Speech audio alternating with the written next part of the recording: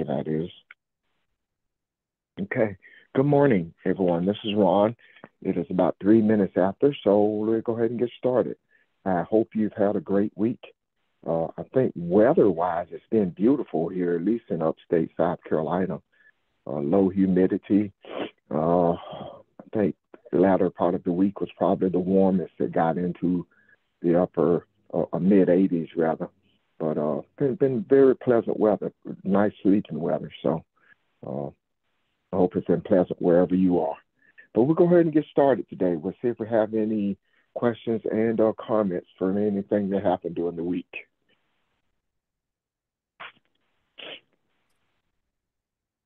I've just got a comment. Good morning.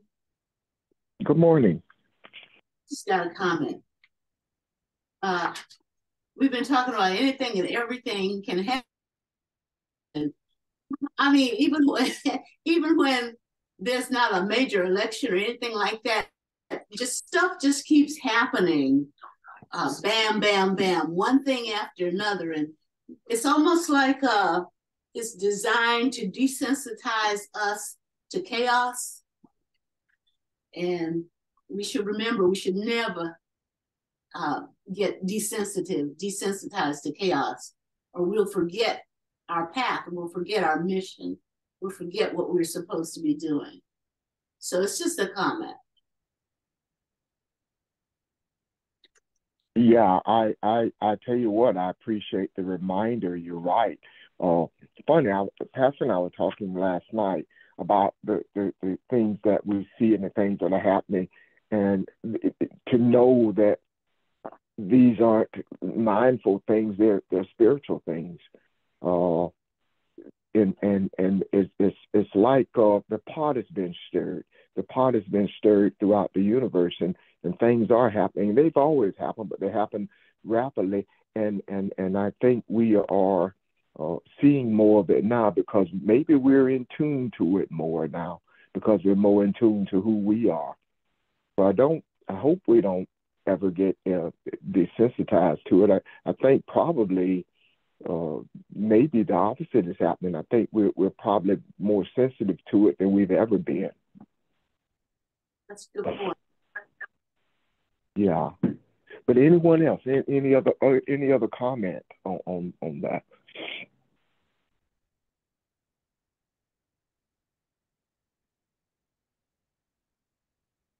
I uh I was not aware. Maybe this has been brewing for some time now. During the week, I go to bed and I get up early. I go to bed probably around 8 and I get up about 4 o'clock.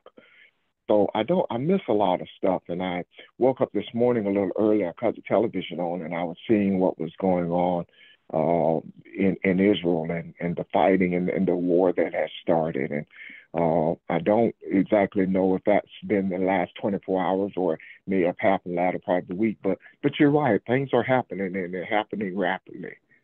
So a lot is going on. And as we discussed, uh, the more in tune we become with who we are and see ourselves and understand internally who we are. And I don't know how else to say that, but internally or externally, we know that there is no external.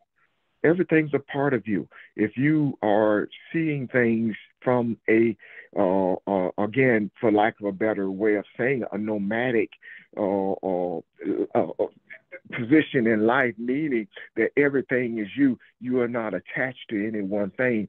And being attached to means there's no religion. There's nothing in your face that comes between you and God. There's nothing that is that you are attached to that you can't detach, become detached from, whether it be materialism or your mental state. So that's the nomadic attitude. That's the nomadic lifestyle that we're in, that we have chosen to be in. So all this stuff that happens, not only are you a part of it, you are part of the wind that stirs it, and it is not an external thing. So, but anyway, anyone else questions or comments on what was said? Anybody want to add to that?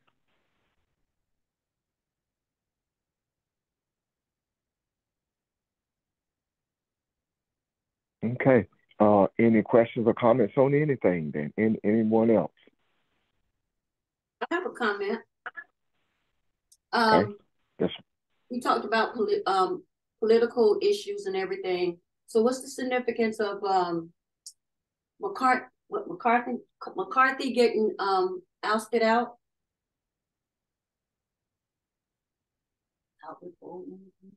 Yeah. I'll let Pastor address that, but I think I remember a while back Pastor talking about things are uh, going to be shaken up. Things are going to become chaotic, and so that we can stop becoming a country and be a nation. And I think that's all a part of it. So, Pastor, do you wish to address that, please? Um, sure. I believe that it's just a continuation of what we have been saying for quite a while. It is opportunity for us to see the depth of confusion that ensues when you are become a country instead of a nation.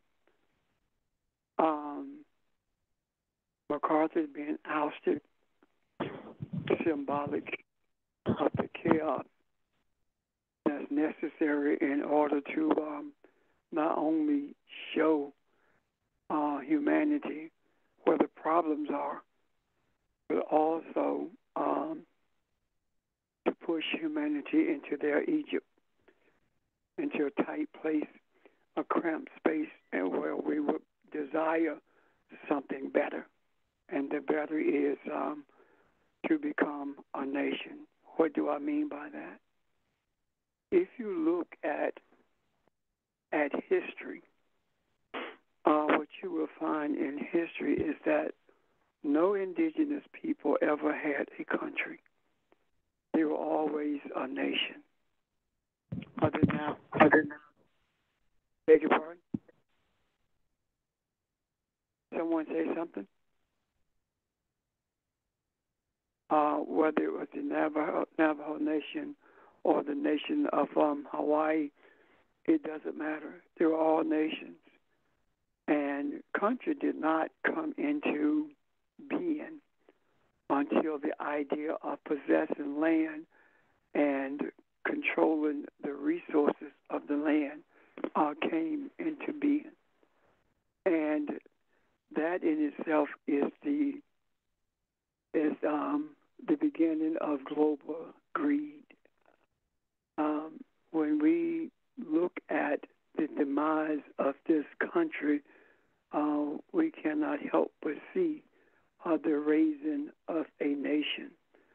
A country is formed because of boundaries that are set by those who own or express ownership within those boundaries.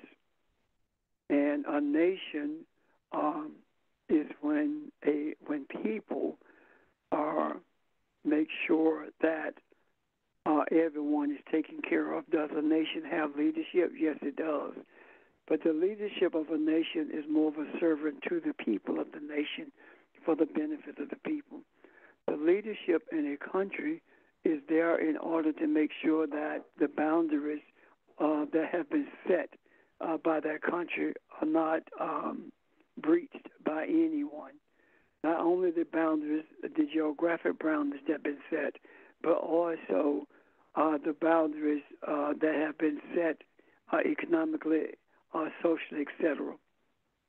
And these boundaries are set not only in the place like America, but they're also set in other nations.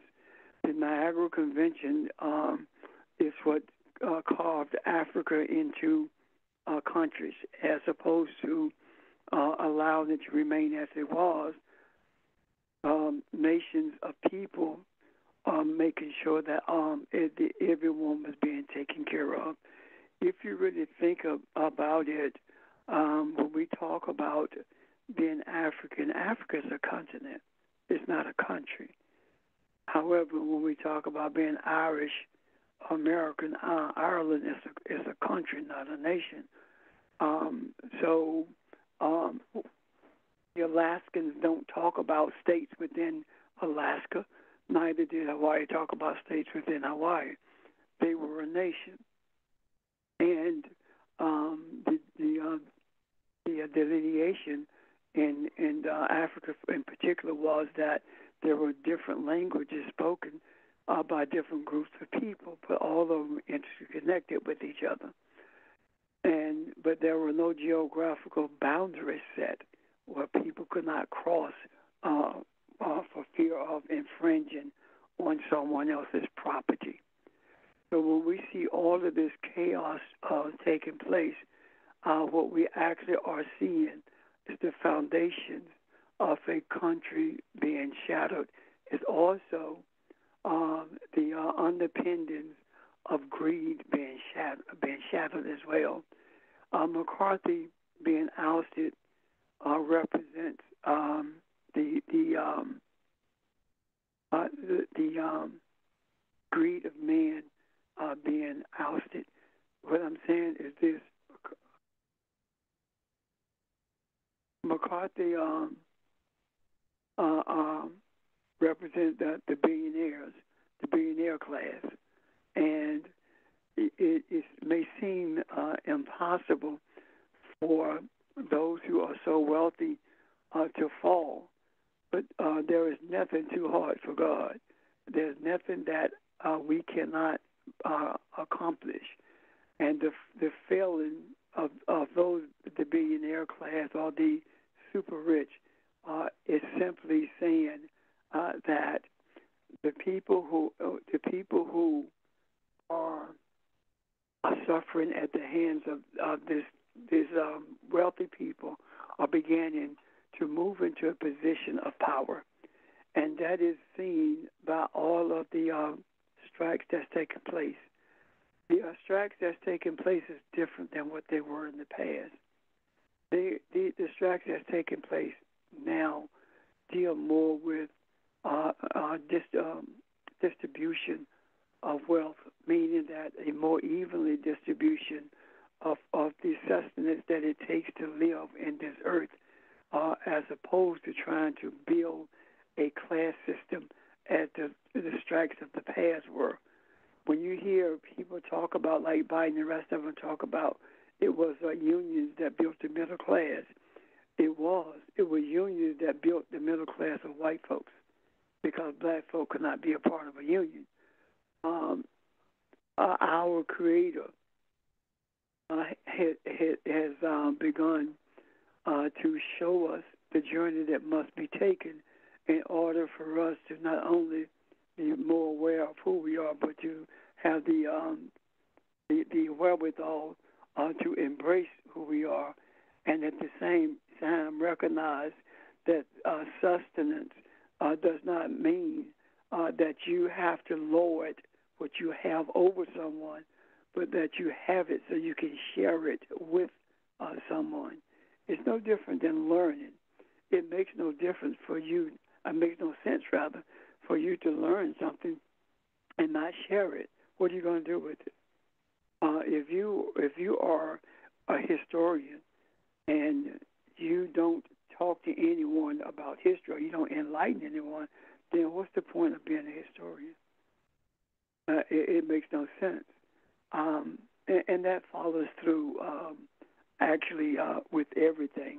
And maybe a little later we'll talk about this whole idea of how there is a resurgence of feminine energy in terms of being the directors, the overseer, the king of the kings of this upward mobility for humanity. And I think that is one of the examples of that is the fear that has been expressed for African women. The same group who went after affirmative action is now going after the financing, the contractual financing of businesses for African females, because they are the African females are the best entrepreneurs on the face of the earth. And they have noticed that there were a lot of African women who took that little $2,000 from the COVID relief fund and established multi-million-dollar businesses with it in a very short period of time.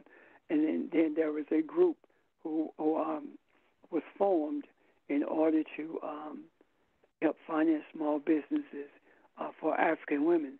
And you said, what does this have to do with what Evelyn raised? It has everything to do with it, because there's absolutely nothing that's disjointed. Everything is inextricably connected to each other. And when we began to bring balance to one aspect, it is impossible for it not to have an effect on every aspect of life. Therefore, when we talk about bringing balance and harmony, we are talking about bringing it to everything that is out of harmony with our Creator. I hope that helps you. Thanks. Thank you.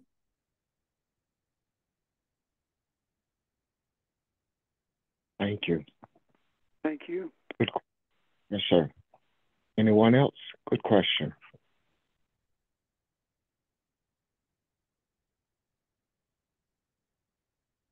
All right. Very thorough answer. So if any questions come from that, if you think of something, feel free, okay?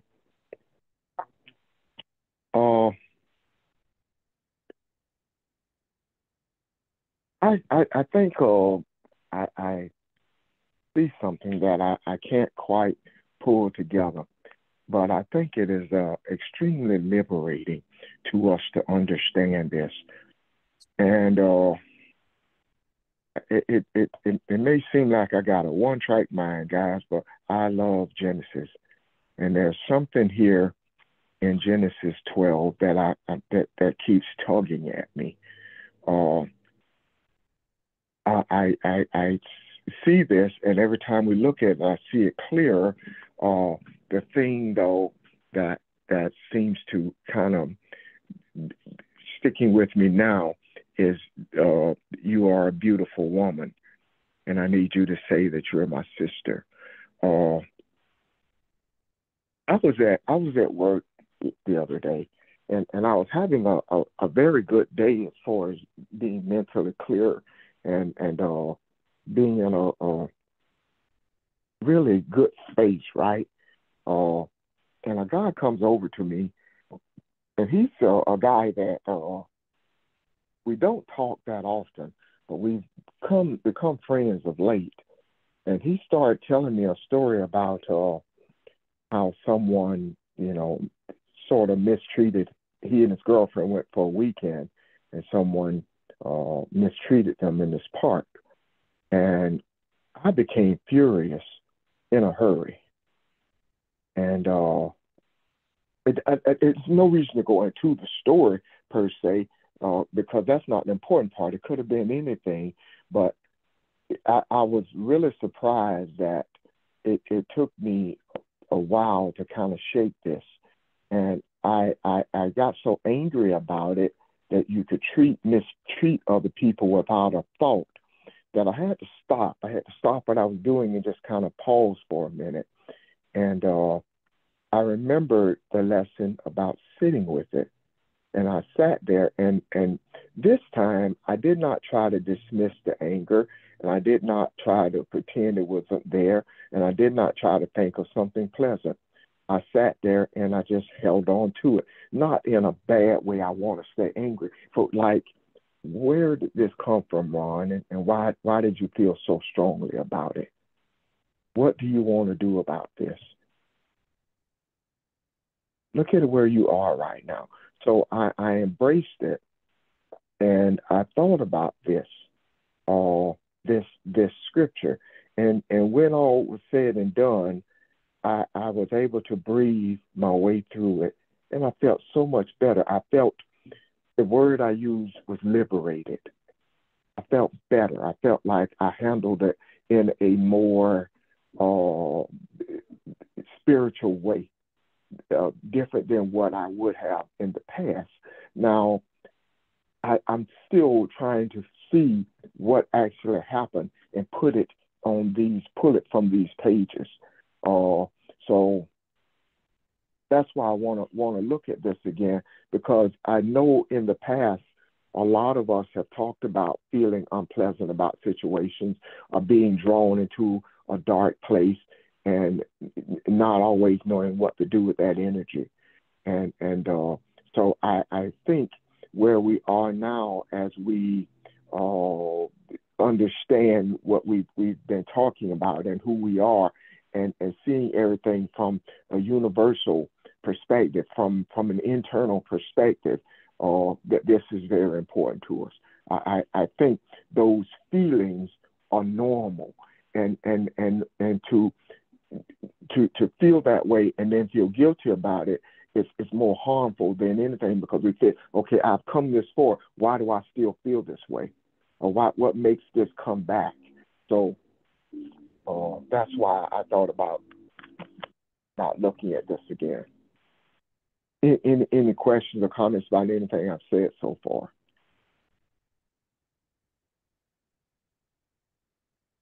Okay. Again, I think this says a lot here. The role that Sarah plays, the role that Pharaoh plays, and looking at Abram here. And again, if we look at this from the beginning, and I was mentioning all this to Pastor the other day, and he sees a lot of this more clearly than I do. So I hope or I'm going to ask him to pull all this together, if you will, please. I'm putting you on the spot a little bit. So again, not to go through it verse by verse, but we see that from the onset, that the person who stands ready, who moves, is you. You are the person who have answered the bell. That crossroad is you. That is the place of your religious state, your mindfulness, and your spiritual tugging that is in you, telling you that there's more. And the journey is yours. The journey is yours to take. In the land, again, is consciousness. So everything, that first verse challenges you. The first verse says all of this stuff, the country, the relatives, the father's house, all of this is who you are. All of this is your value system, the thing that the tools, if you will, that you have used to build you up, to define yourself. So I want you to move from this, and I will make you a great nation. So we went into that a little. Any questions or comments on that so far?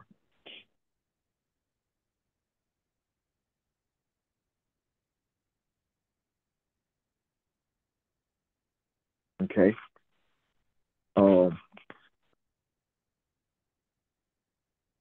Again, he chooses to follow the journey, and he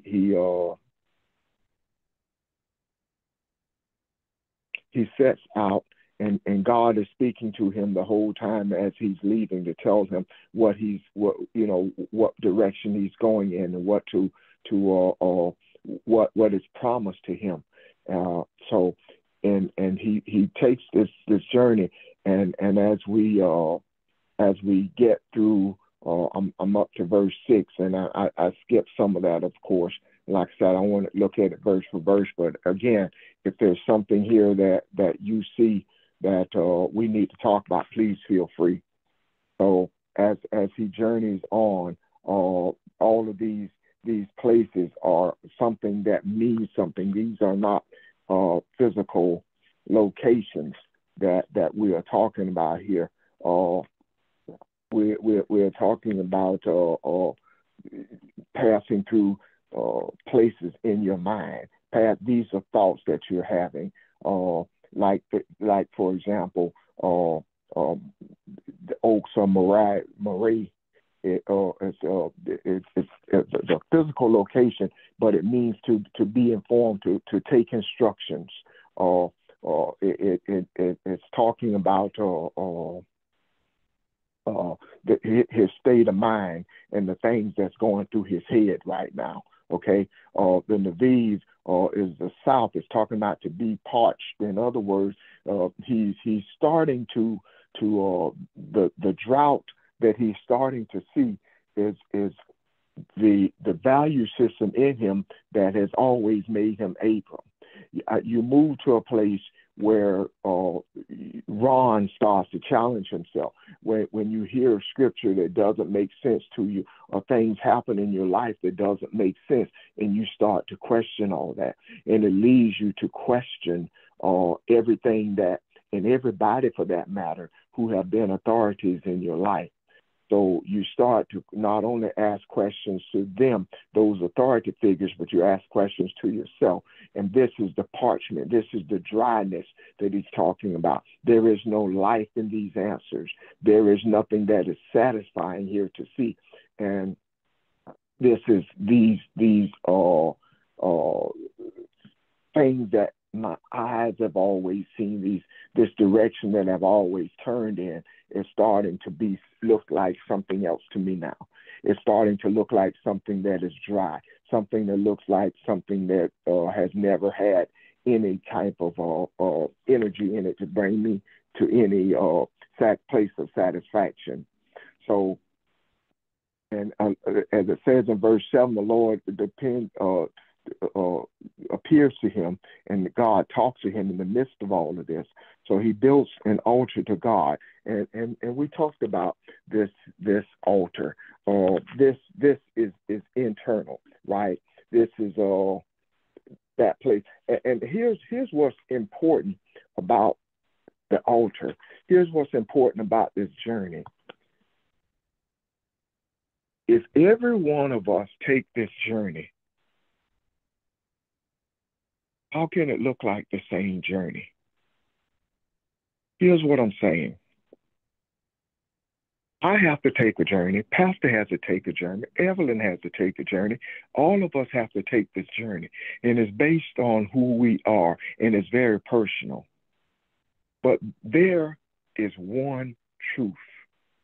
There is only one truth. And that truth in you, that truth that you look for, there is only one creator. If you are trying to find the creator, if you are following the path that the universe leads you on, then all this is saying is this is a safe journey for you. Yours may appear to be different. Your drought may come at a different place. But you will build an altar when you reach a point where you are a place of comfort, when you reach a place where you start to I want to say rededicate, but you reach a point where you see that I'm on the right path and I feel confident about this. That's your building of the altar. And all these places that you build the altar, if the altar is a place of sacrifice, that's you releasing to you and making a commitment to God. The releasing is not to God, it's to you. It's for you to see where you are, for you to see what you are capable of doing, for you to see how important this journey is to you. So all those little, yes, sir, somebody saying something? Yeah, I want to see if this is an example of what you're saying. If we were taking a trip to another place, right, all of us travel in the same direction. Yes. But every one of us along the way see something different.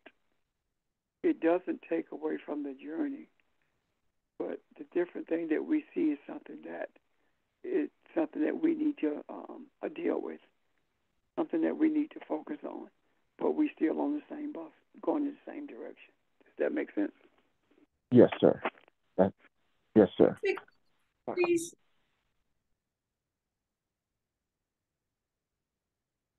Yes. Okay. Please repeat what you just said. I said that I asked rather if it was like us a journey to a different place, a place like, let's say we're going to Richmond, Virginia. All of us are traveling together. And along the way, all of us see something different. And that thing that we see is something that we need to deal with along the way. It shows us what's in us that we need to pay attention to. It doesn't mean that we're traveling a different journey. It means that we are having different things that we have to deal with from within. Does that make sense?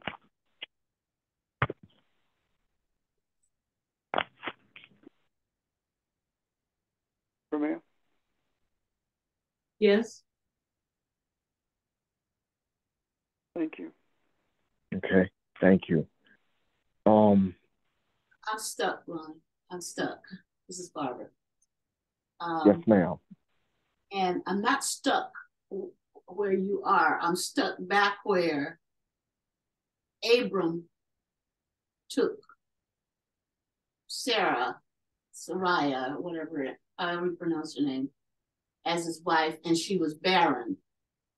And so it's talking about the feminine side of himself was not creating or being creative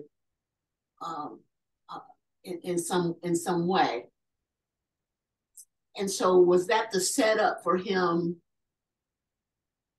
to begin this questioning of him of self? Who am I? What am I to do? What is, because that has to play into that significantly. And we've always talked about where if we don't honor the masculine and the femininity, the energies within ourselves, it's only until we understand that they are both they are connected. They are both the same in a sense. One has a purpose, the other has a purpose. And when we balance these two in our own lives, is when we begin to be able to see the essence of who we are spiritually. And so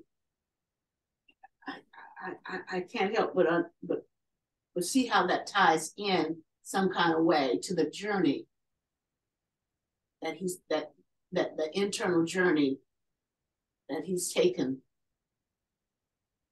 now. And I'm not sure I'm verbalizing what I'm thinking about. Does anyone catch the sense of it?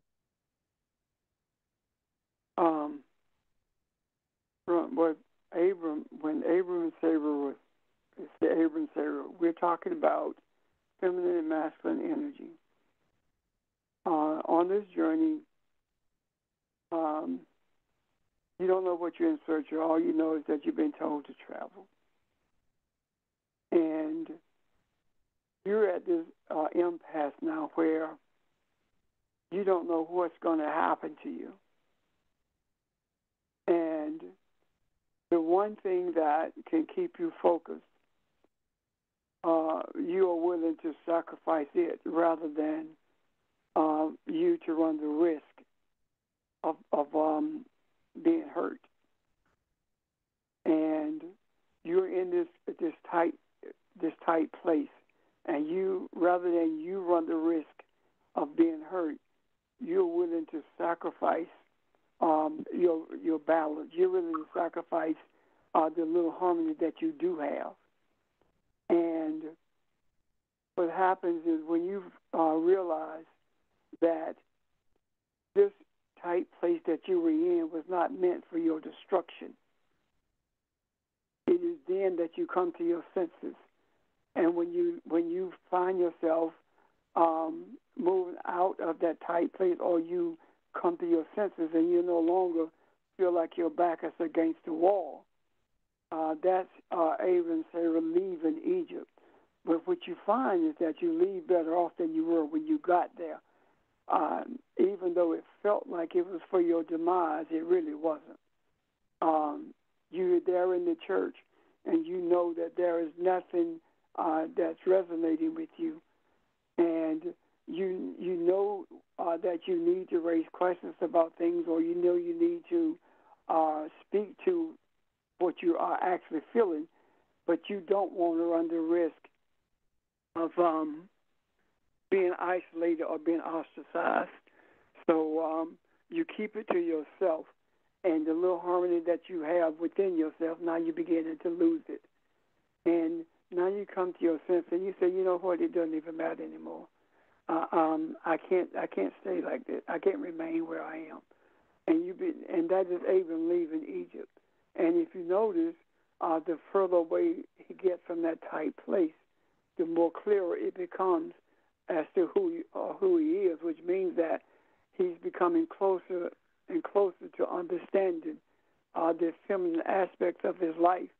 He's becoming closer and closer to understanding that what he is dealing with is himself, and he must continue this journey in order to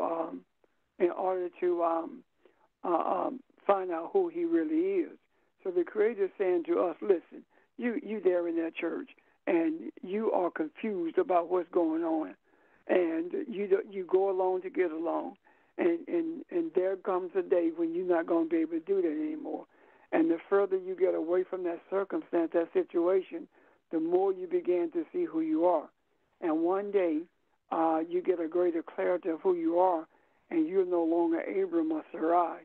You are Abraham and Sarah, meaning that you have really embraced the spiritual essence of your being, and you're no longer dependent upon the physical essence of who you thought you were, the religious concepts and doctrines that you were following.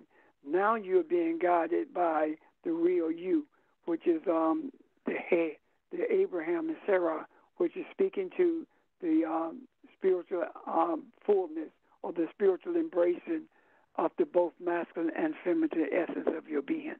Does that make sense? I hear that. But does it make sense?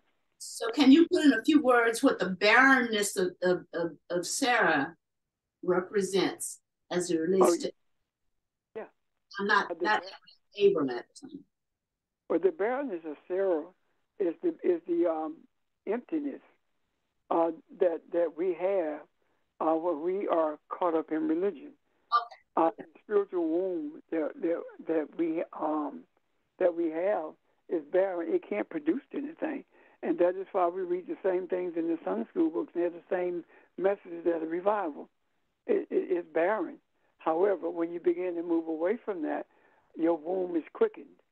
And now your womb is able to carry that seed, and that seed within that womb is able to birth something. I mean, that womb, rather, is able to birth something. The thing that it births is an understanding or an awareness as to who you are. Thanks. I got it. Thank you.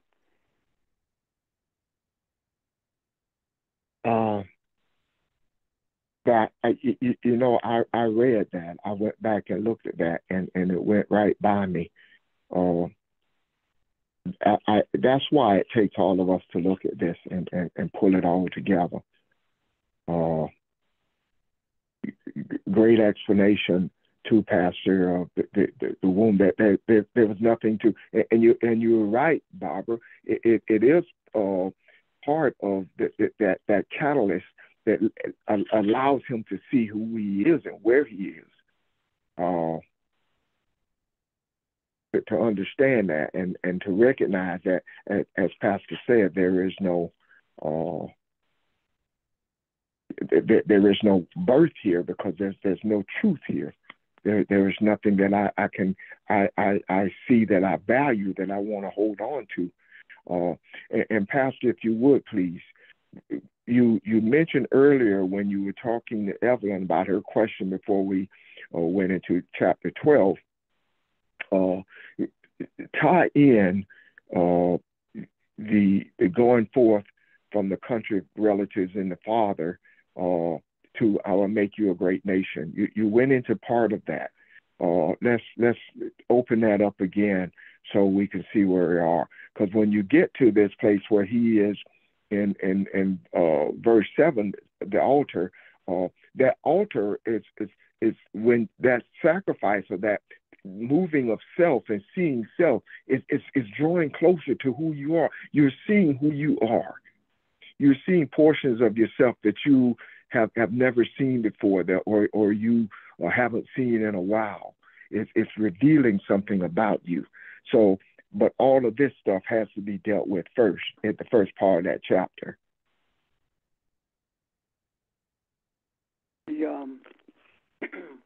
The idea of leaving the country is leaving those things that keep you in bondage, that you didn't even realize had you in bondage.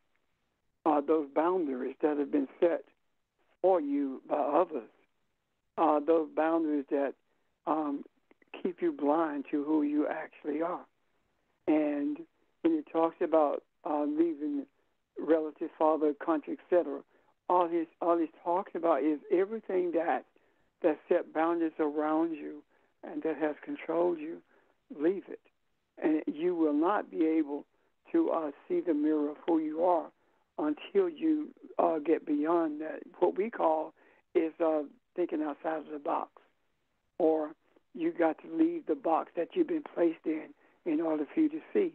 And if you notice that, it says, leave your country, and I will make you father not of a country, but of a nation, which means that I will give you, you will have authority over a nation, meaning that you will be the one through which others receive blessings. And I don't mean that in the sense of a car or a house. I'm talking about in the sense of learning who they are. You will be the conduit through which the spiritual understanding flows so that others can be as you are. Does that make sense? Yes. So the boundaries kind of limited his consciousness, and that consciousness expand and really it was sort of like a prison in a sense. The boundaries are sort of like a prison. They like a fence around animals. They keep and contain the animals within that fence.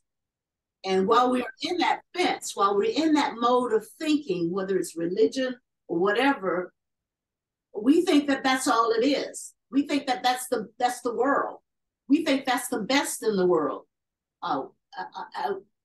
Until we go beyond the boundaries and see that there is so much more to the world, so much more to who we are, so much more to what we can do, what we can create. Until we get beyond the boundaries, we never see that. We are content with, we are literally content with where we are because it's all we know. So that's what you're saying. That's the reason you had to get beyond all of that stuff, all of the baggage, all of the things that have molded and shaped his thinking as to who he was. He had to get beyond that. And when I take that personally, it really shattered me. It shattered the persona, the thing that in my mind that I thought I was when I got beyond the boundaries, because then it let me know, wow, all the stuff I thought I knew about me, I absolutely knew really nothing about me. And so it was scary, but it was sort of like a kick in the pants kind of thing too, if that resonates. It was. And even when we talk about the barrenness, when we began to see the name change, that's when we see also shortly after the message saying that Sarah was going to bear a child, which means that what's being said is that the womb is capable of producing something now. So how does that fit us? What is that saying to all of us? What I see in that is that we are being told, and again, the whole scriptures are story about us and what we are going to encounter. We're being shown that when you leave that country in pursuit of becoming that nation that you were being promised, when you leave that, and when you begin to embrace the essence of who you are, then you begin to see something. That masculinity is simply a hunter-gatherer, a spiritual hunter-gatherer. And let me give you an example of what I'm saying. When I sat in that floor in that bookstore and began to search the scriptures to understand the spiritual nature of it, I was being trained to be a hunter-gatherer, and being a hunter-gatherer, I was gathering the seed, I was gathering the food, I was gathering what the nourishment that was needed for the nation. And in gathering that, what happened is that the womb became impregnated with the seeds that were placed in it. And when I brought that back by the understandings I was seeing, the first ones who embraced that were females. The feminine energy embraced it in a way. Speaking, I'm not. When I say females, I'm saying that it was a manifestation as to what was happening to the spiritual essence of femininity. So what happened is, my being a hunter-gatherer, we would not be where we are if I only talked to males, remained in a focused on masculinity. Men only could know this. Men only can understand this, like some of the sages did. Putting it out there, what I was seeing, the manifestation of the femininity in that female represents, began to embrace it. And then what happened? I'm talking, I'm teaching, Ron talking, Ron teaching. All of us males, we're talking, and then there's a Barbara or Kathy, Linda or Audrey, Janice, all bringing in, opening things up. We are dealing with what we see, the seed, but you're opening up the seed.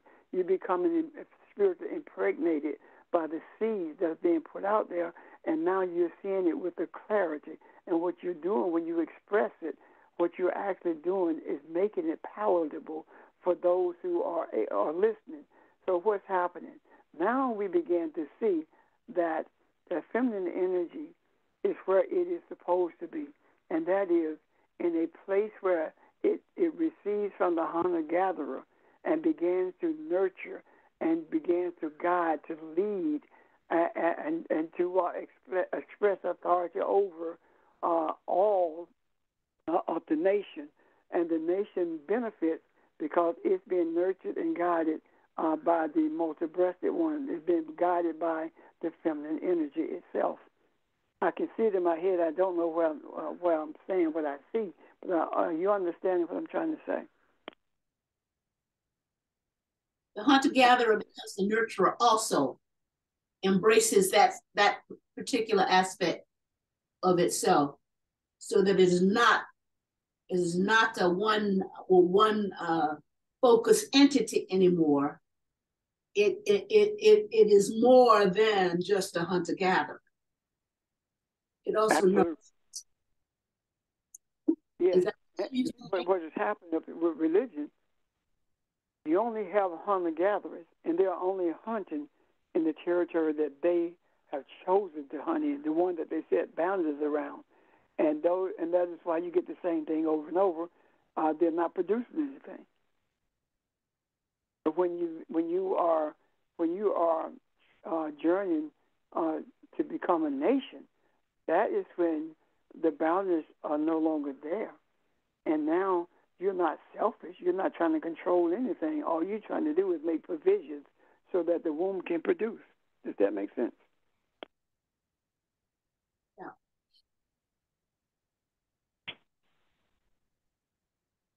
Are there any questions or comments? And if you don't know what question to ask, just say, I don't know what question to ask. Well, I have one. you made the statement that when we're no longer barren in our womb, we give life. We give life to ourselves or just our mankind in general. Can you elaborate a little bit more on that, please? You can't give life to yourself without giving life to mankind. We close up our wombs when we get caught up into circumstances and situations that we allow to shut us down or to beset us or lose sight of who we are. And that happens on and off until we get to a place where we get sick and tired of being pushed in corners. Every time that we are pushed in a corner, the womb shuts up. And when you sit with it and you begin to, nothing changes except your attitude towards that circumstance changes. Now your womb is open, and your womb is in the process of birthing something. And the something that it births benefits not only you, but humanity as well. Does that make sense? Yes. Yes. So I'm the one who makes my womb when I like have a selfish moment or saying that it's all about me, instead of just realizing that I'm one with humanity and we're all in this together. Yes.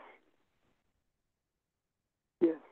And there are those, I'm my brother's keeper. That means simply that I can, if you are open to it, and I recognize that you are in that corner and your womb is closed, I can help you open it by saying to you, listen, don't forget who you are.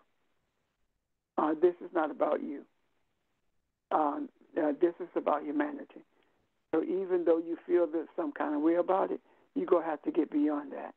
And once you're able to sit with it and move beyond that, the circumstances may not change, but you change, and now your womb is open to produce again. Does that make sense? It does, and humanity is me. It's who I am. So, okay. Thank you. No, thank you.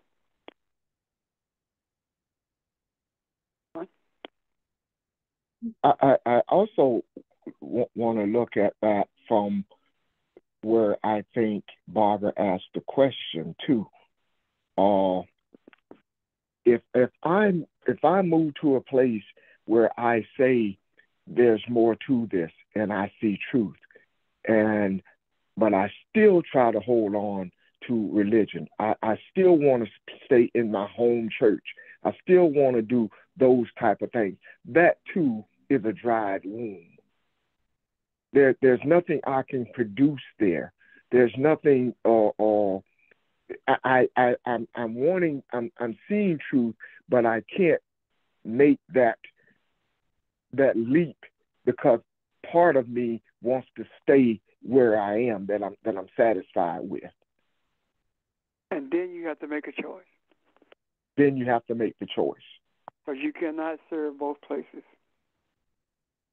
It's one thing to make the decision to travel the journey and then get to places where you revert temporarily in your thoughts. It's another thing to try to hold on to both places. You can't do that. Yeah. It's frustrating, and you're going to be put in a position where you're going to have to make a choice, whether you're going to serve the God on this side of the river or the one on the other side of the river. You cannot straddle the fence. You're in or you're out. And if you keep making an attempt to straddle the fence, then not only does your womb shut, your eye closes, and you don't see anything beyond where you got stuck. I'm sorry, where you made that decision, rather, that you were going to try to live in both worlds. That's not going to happen. Not successfully, anyway. Thank you.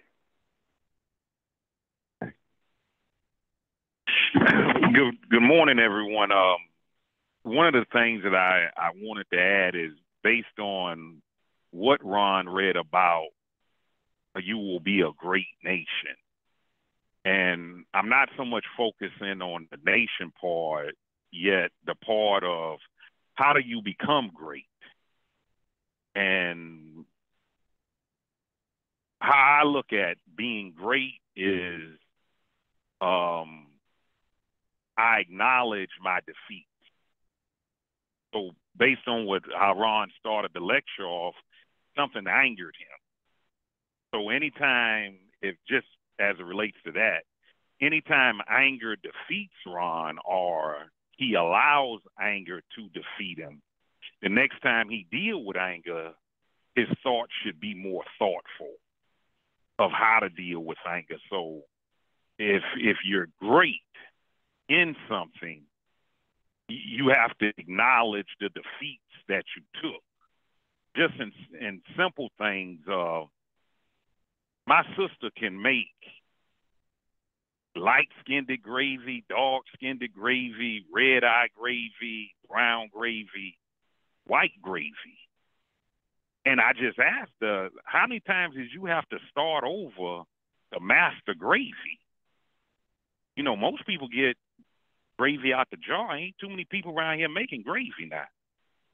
Yet, so in that, anything that you are great in, you have to acknowledge your defeat. In conclusion, Peyton Manning is in the Hall of Fame not because of his wins. He's in the Hall of Fame of how he dealt with his defeats. His first year in the NFL, he led the NFL in interceptions. I think his interceptions and his touchdown ratio was quite comparable. So anything that's great, or if you're at a position of being great, I would say, well, I wouldn't say it about you all, but positions that I'm great in, I can talk about my defeats of how I got there. Thank you.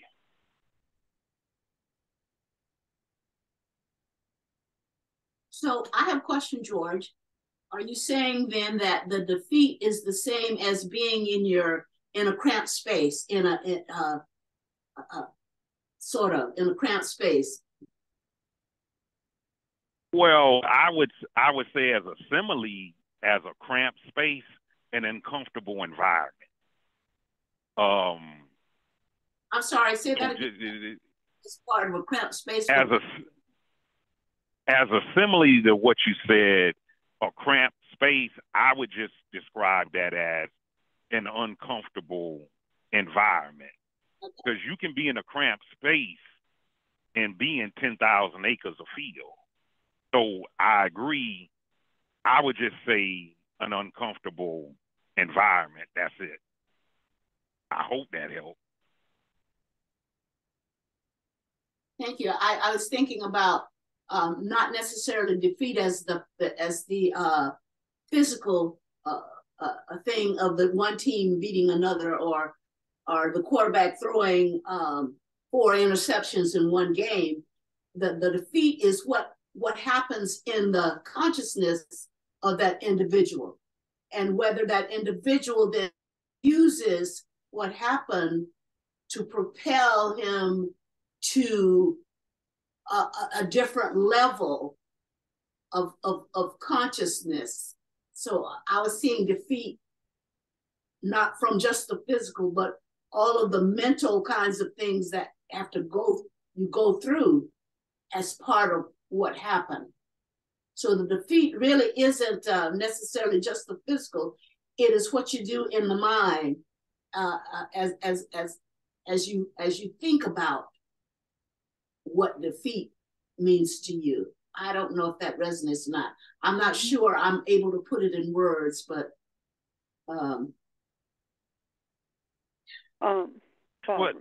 George, I don't think that we're ever defeated in the classical sense of the meaning of that word, being defeated. I believe that it is impossible for anyone in the spiritual entity to be defeated. I think there is the possibility of feeling like you're defeated, but I don't think that the actual defeat is there, because in the classical meaning of that word defeat, that means that you are overpowered and totally controlled by whatever defeated you. When you talk about a setback, then that's different. Because even if you look at it from the from the position of being enslaved, if you use the classical word meaning of defeat, we were never defeated, even though there were times we felt like we had been defeated. We are always the phoenix rising from the ashes, and that is the spiritual essence of who we are. Not just the African, but for all of humanity. There's no such thing, again, as being defeated in the classical sense of the word. We got setbacks, and we have things that overwhelm us or at times, and when we sit with it, we see it's not as overwhelming as we thought it was. Does that make sense, guys? Well, Reb, I agree with what you stated, and it really goes back to the interpretation of how an individual looks at defeat. If they look at defeat of, man, I lost and I ain't nothing, if that's their interpretation, then that's what's going to come their way. However, if the person that was defeated by another person in chess, if he or she looks at the situation, this person defeated me, yet they're going to make me a better chess player.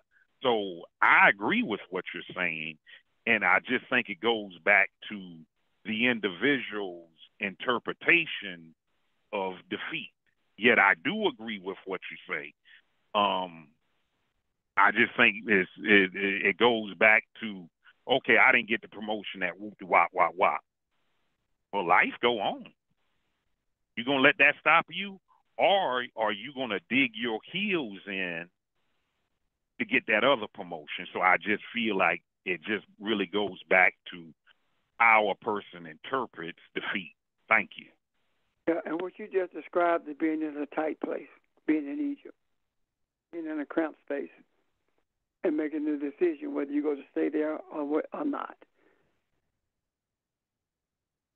Yeah. I'm done. And if I can add this part of it too, because George brings up another point. I brought up in the beginning how I felt, because that's where I wanted to go there. I could stay there. I could have stayed at that place. But when I thought about it and I embraced it, I wasn't sure what I was doing, but I knew that I felt better, and I knew that it worked. So, and I thought I would share it because as I said, I felt liberated. I don't want us to think, well, I'm on this journey. We've learned so much, but yeah, here I am still stuck in this place. That's why we're looking at this. That's what Egypt is all about. And it is not a place that we have to be stuck in. And every time it talks about building an altar, all that is saying is you get to understand a little bit more of who you are. You get to see the Creator a little bit more. But it takes a little friction to get you there. It's not just it's not always going to be a pleasant journey, is what I'm saying. The whole thing is about, listen, James, you've been in this religious setting all your life. And every time that you show up and everything that comes out of your mouth in regards to it is the same thing that you said 10 years ago. You're just saying it a different way. But do you understand what you're saying? Then now James says to himself, it really doesn't make sense. So James begins to realize that he's not producing anything, because he's not really teaching anyone anything, because he said the same thing in different ways, and no one is really changing. Everything remains. So now James makes a decision. I need to understand truly if there's more here to be seen than what I have been shown. And when James sees that there is more and began to talk about the more that's there, it is at that point that James' womb is open. And the womb is no longer barren. And James began to talk about this in the presence of others, and others began to see, which means their womb is opening also. And now they're out of that on their way out of that cramped space. Now that they're out of that cramped space and on their way to Jerusalem or to a place of righteousness, on this journey of truth, along the way, there are things that rises up. And these things are not designed to be set to hurt them or to give a setback as much as it is to recognize that these are things that you still are dealing with. And when you embrace them and see what you are to learn from them, or when you resolve yourself to accepting them even though you don't know what you're to learn from them, then you keep moving along this journey. And the day comes when you are told that that Sarah is going to be with child. The day comes when you're told that your spiritual birth is imminent.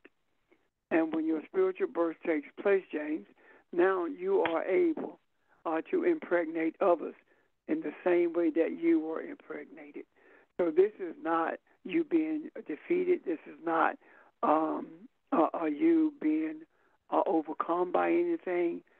This is not the thing that you deem to be unpleasant is actually the most pleasant thing that you could ever receive, not because of what you are experiencing at that moment, but because what the experience can produce for you in terms of opening up your eye and giving you a clearer view so that you can guide others in the same direction that you are traveling in. And the moment that you get to the place where you stop labeling things as being unpleasant, evil, or mean or dirty or whatever, when you stop labeling those things and see them as opportunities, and no matter what it is, regardless of the weight of it, you see it as an opportunity and not an obstacle. And it is at that point that you truly become the father of a nation. That makes sense? Yes. So what I hear you saying, Pastor, this is the way I'm interpreting it. It may not be that the Egypts of our lives, the cramped spaces, are not necessarily evil or bad. They just are. The issue is, what are we doing while we're in that cramped space? Are we asking questions of ourselves? Why am I here? What am I to do? Are we taking that internal journey while we're in that cramped space? And when we begin to understand who we are, even the cramped spaces are not necessarily are not there to hurt us. It is, they're there for us to see us, for us to grow, for us to expand our consciousness, rather than to keep us contained in a sense. So even though we're in a cramped space, we are bigger than the cramped space is what we finally get to the point of understanding and knowing. Yes. We're the only ones who can keep us in that cramped space. The moment that you truly embrace it as an opportunity, that space is no longer cramped. That's the nugget I need. Thank you. Thank you. You're welcome. Good morning, Pastor. May I ask a question, please? Sure. I would like to go back to George's original question, because we moved to the cramped space part of that, but his original question was, how do I become great? Yes, ma'am. And so I want to go back to that, because I am listening to this and thinking, if you go back to covenant, when God was saying, if you will be my people, I will be your God, and I will make you a great nation. I'm seeing greatness as something we are not to seek as individuals to go into a path of trying to become great. How do I make myself great? How do I make my name great?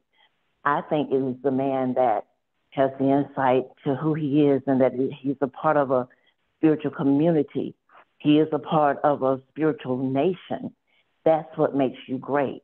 And I would like for someone to expound on that and to at least see if I'm on the right track, but at least let's talk about that part and not miss that, please.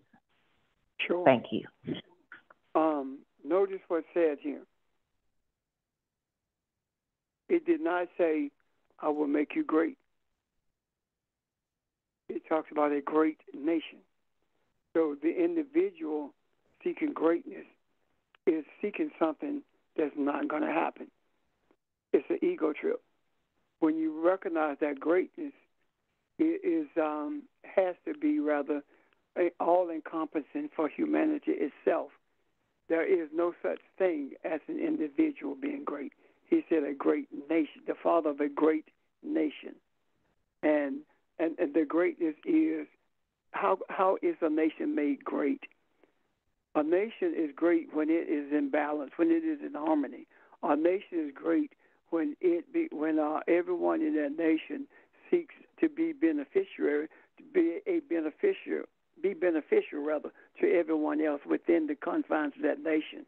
And when it says that for a wound, I will make you an authority over a great nation, meaning that you will be a guiding force over this great nation, this nation that is beneficial. In order for that nation to be beneficial to each other, then you have to be beneficial to that nation. So it's not you being great, it's the great nation. It is a nation that's great. Does that make sense? Or is that what you're asking? Yes, you're saying exactly what I was trying to say as well. It's not about an individual journey. It is individual, but it's collective. And it's not about the individual in and of himself seeking greatness. It is in and of himself seeking his true identity, which therefore, when he realizes who he is spiritually, makes him a part of a great nation. So yes, I didn't want us to miss that. And the only individual thing about us is when we are told or shown that we have to begin to process with our soul instead of our minds, because it is our minds that create this sense of individuality, not our soul. When you embrace the reality of being who you are, and you can truly see the spiritual essence, that it is impossible for you to even feel like you're an individual. Does that make sense? Yes. Yes, it does. Hello, everyone. Good morning. This is Sheldon.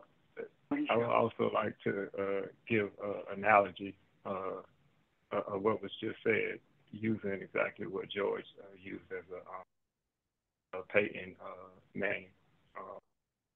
An expert is someone who has managed one we might consider as being great in the field, who has gotten to that point by understanding and, if you will, being defeated countless times.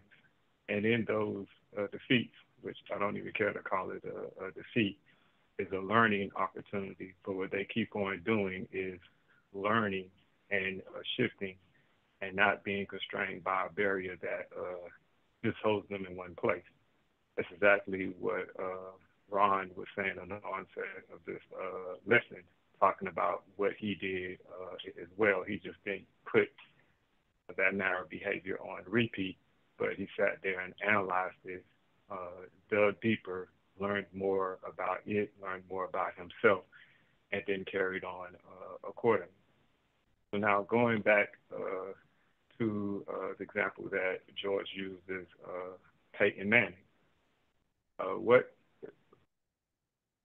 What he was doing, or what anyone does in that type of field, and if you look at it in terms of, let's just say, the game of life and not any particular game, you're always, in a sense, practicing and getting better and having a greater understanding.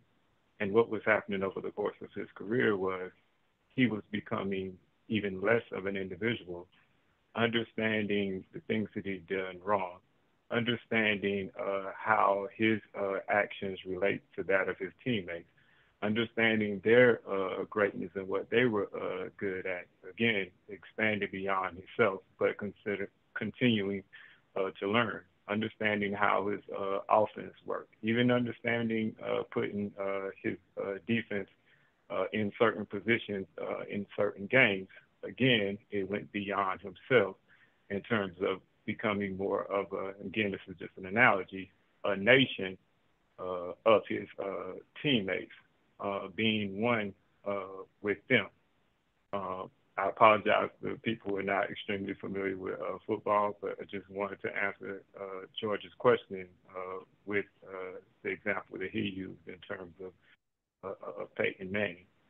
And to that end, we don't even have to look at it as being as a defeat, but more so looking at it as a learning opportunity to grow, and to also understand that because it's continuous, we never just isolated in one particular point. In a sense, after that supposedly quote unquote defeat has already happened, as long as you acknowledge it in the right way, even that was something to boost you and bring us to more understanding, and bringing us to more oneness, and bringing us into more so of being aware of our being part of the nation.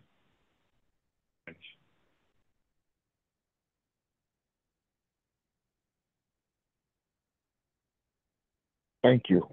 Great example, Sheldon. Way to tie that up. Bring it all, make it clear. And thank you, Pastor and Kathy, looking at the nation part of that.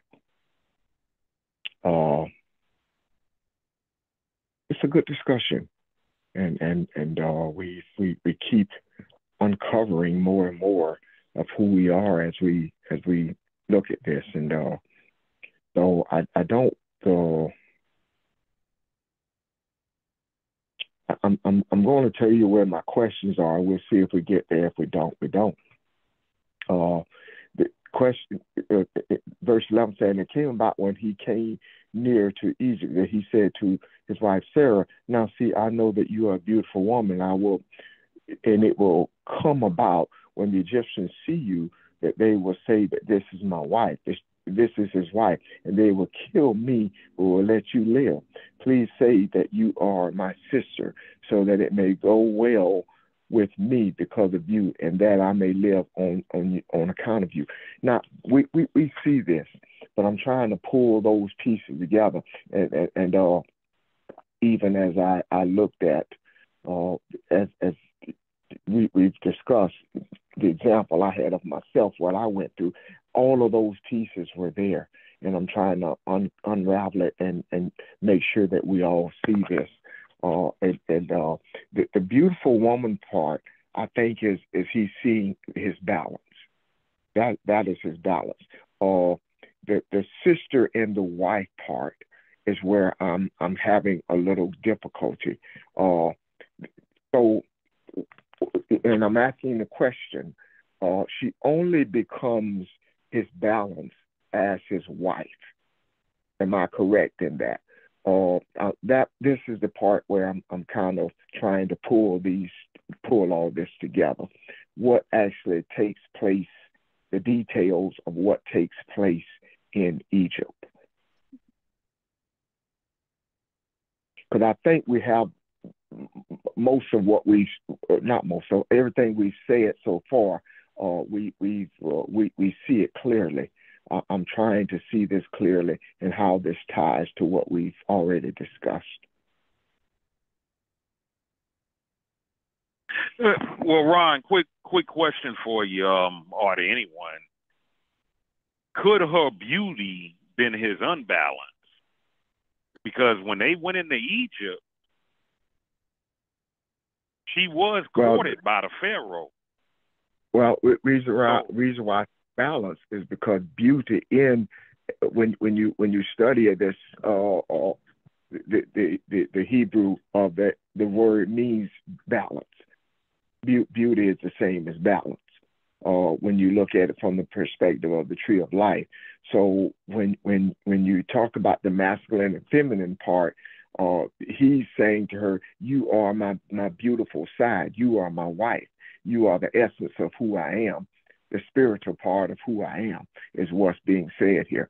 I'm losing part of say that you are my sister, or I may see it in part, but I want to see what everybody else says to begin with, because maybe the danger is my mind having intercourse with my soul. Who wins? Who wins that? I don't know. I'm trying to pull this in. So help me out, y'all. But you see where I get balance from, George?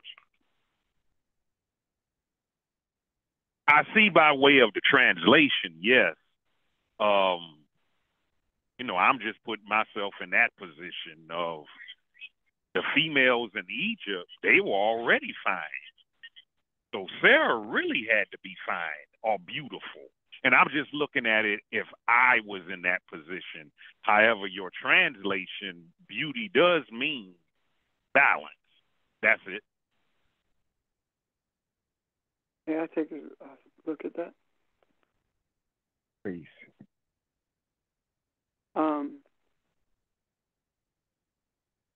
The wife speaks of intimacy, and I'm sure it translates from Isha. It speaks of intimacy with masculinity and the denial of the harmony or the balance before Pharaoh is before your mind. Pharaoh is your mind. Because Pharaoh deals with earthly things.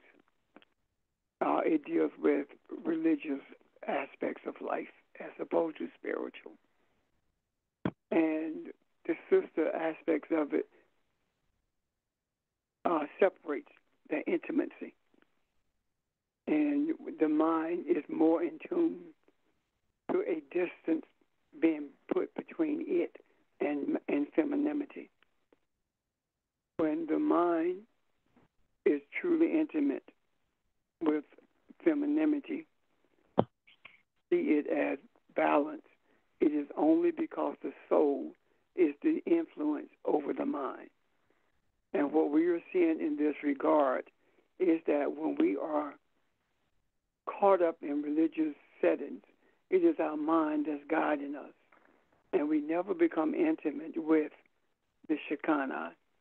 We only see the Shekinah as at a distance, as a sister, as something that we cannot be or not supposed to be or not with.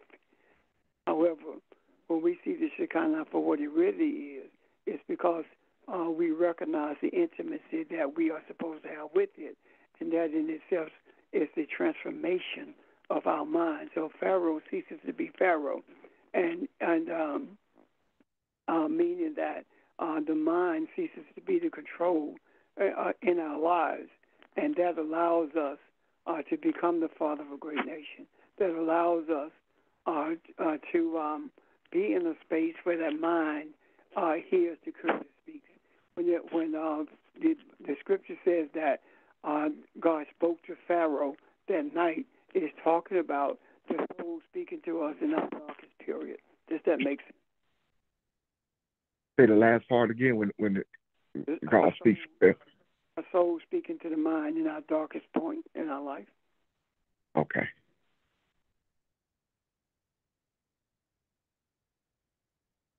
Does that make sense? Yeah, it does. You said a lot. I'm going to have to go back and listen to that. So when he gives, he being Pharaoh, says, take her and leave, and he gives him whatever he needs to leave, that is the mind becoming submissive to. Yes. So, okay.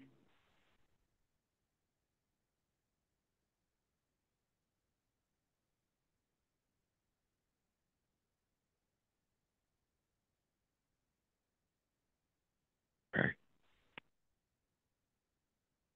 I think I got it. I'm gonna go back and listen to it again. Anyone else though? Anyone else? Any questions or comments? Anybody want to add what Pastor said? Did you understand that you would have questions for him?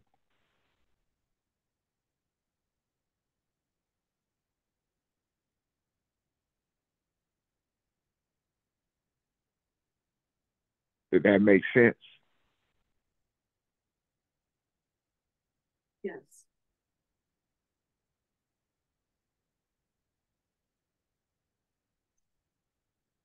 I think, Ron, maybe this is a good place to stop, and that we can. Yeah.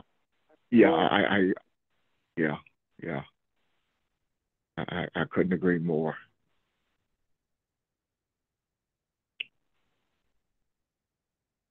Okay. Okay. Well, questions or comments, guys, write them down. We'll begin there tomorrow. And great lesson. Great discussion. Thank you. And hope to see you tomorrow at 11. Hope everybody has a great day. Thank you. Thank you. Good day.